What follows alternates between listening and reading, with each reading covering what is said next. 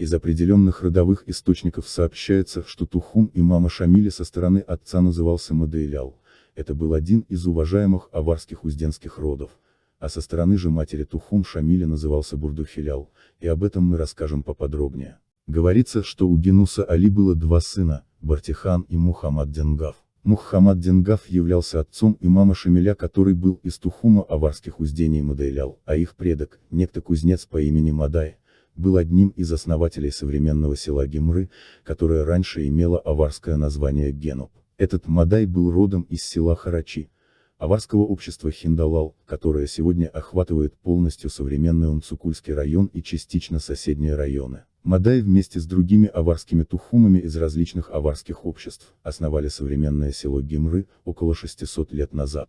Также говорится, что отец имама Шамиля и мать имама Гази Мухаммада, первого имама Чечни и Дагестана Багисултанат, не только принадлежали к одному тухуму Мадейлял, но и приходились друг другу двоюродными или троюродными братом и сестрой. По материнской же линии имам Шамиль являлся потомком одного из родов казикумухских ханов, Бурдухилял. Мать имама Шамиля являлась дочерью Пербудага из Тухума Бурдухилял.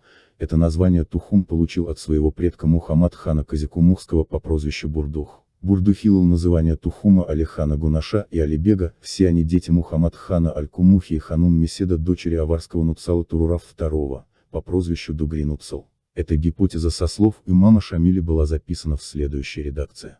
Известно только то, что ханы казикумухские происходят от аварских ханов, что по этой вероятно причине из части аварского ханства в позднейшие времена составилось казикумухское. При этом указывается, что сведения эти заимствованы Шамилем частью из книг, а частью из народных преданий.